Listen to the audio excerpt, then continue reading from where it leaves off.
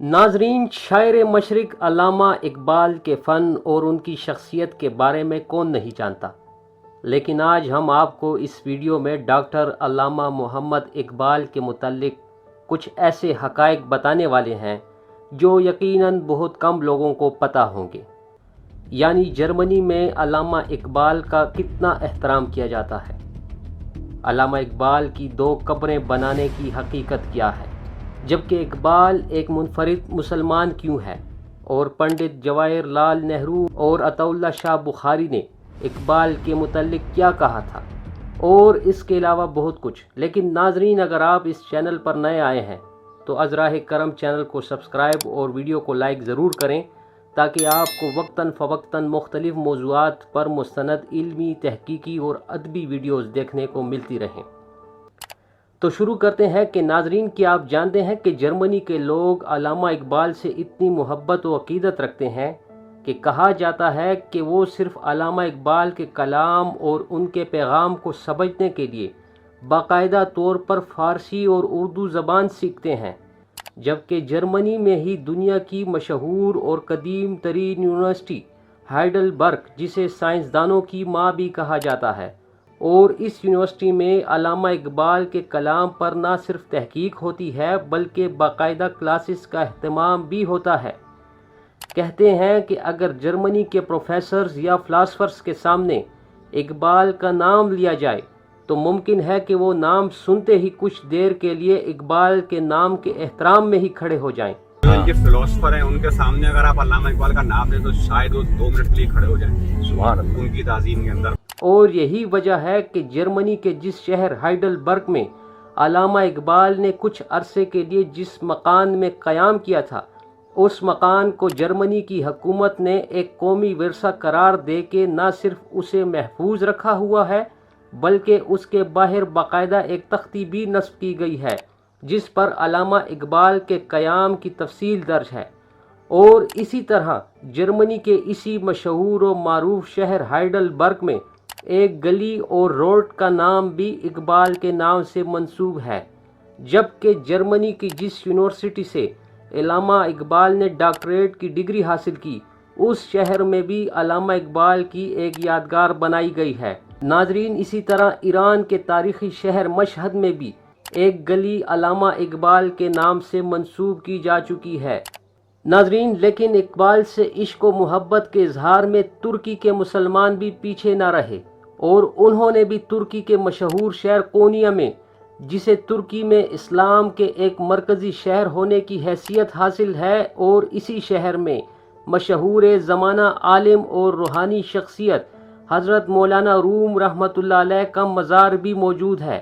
اور اسی مزار کے احاطے میں ترکی حکومت نے 1960 کی دہائی میں لاہور سے حضرت علامہ اقبال کی قبر کی مٹی منگوائی، اور پھر مذکورہ مزار کے احاطے میں ہی جہاں مولانا کے دیگر شاگردوں کی قبریں موجود ہیں، وہیں حضرت علامہ اقبال کی بھی ایک علامتی قبر تیار کی، اور ساتھ ایک کتبہ لگا کر اقبال کو خراج تحسین پیش کیا گیا ہے۔ اور ناظرین، ہمارے جو علامہ اقبال ہیں ان کی فرضی قبر بنائی گئی ہے یہاں پہ، آپ یہ دیکھ سکتے ہیں۔ اس علامتی قبر کو بنانے کی وجہ صرف اور صرف حضرت علامہ اقبال اور مولانا روم کے روحانی تعلق کا پس منظر بتلانا مقصود ہے، کیونکہ اقبال نے بھی اپنے کلام میں جا بجا بالخصوص بال جبریل میں مولانا کو پیر رومی اور خود کو مرید ہندی قرار دیا ہے، یعنی بقول اقبال کے کہ تو بھی ہے اسی قافلہ شوق میں اقبال جس قافلہ شوق کا سالار ہے رومی۔ تو ناظرین، ترکوں نے صرف اسی پر اکتفا نہیں کیا بلکہ قونیا کے شہر میں ایک مسجد اور پارک کا نام بھی اقبال کے نام سے ہی منسوب کیا گیا ہے۔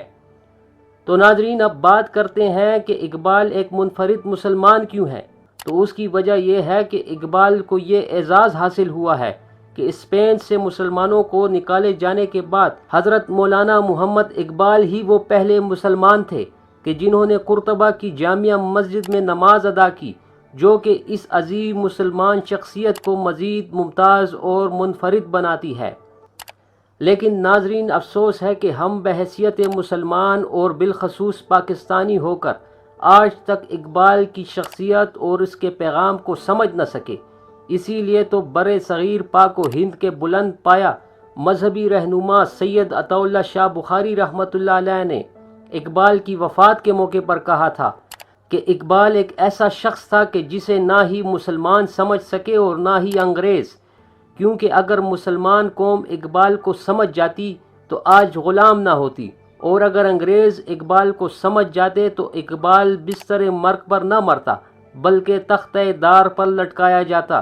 اور ناظرین، اسی تناظر میں آپ کو ایک اور تاریخی حقیقت سے آشنا کرتا چلوں کہ 9 ستمبر 1960 کو پاکستان کے صدر ایوب خان اور بھارت کے وزیر اعظم پنڈت جواہر لال نہرو کے درمیان کراچی میں جب سند طاس معاہدہ ہو چکا تو دونوں شخصیات کے درمیان ایک غیر رسمی ملاقات بھی ہوئی، اور اس موقع پر پاکستان کے صدر ایوب خان نے بھارتی وزیر اعظم پنڈت جواہر لال نہرو کے سیاسی قد کاٹ کو دیکھتے ہوئے ان سے ایک سوال پوچھتے ہوئے دریافت کیا کہ جناب، آپ بڑے سینئر سیاستدان ہیں اور آپ کی شخصیت بر صغیر پاک و ہند میں کسی سے ڈھکی چھپی نہیں، اور میں آپ کی نسبت اس میدان میں ایک جونیئر آدمی ہوں، لہٰذا کہ آپ مجھے یہ بتا سکتے ہیں کہ ایک کامیاب مسلمان پاکستانی حکمران میں کیا خوبیاں ہونی چاہیے؟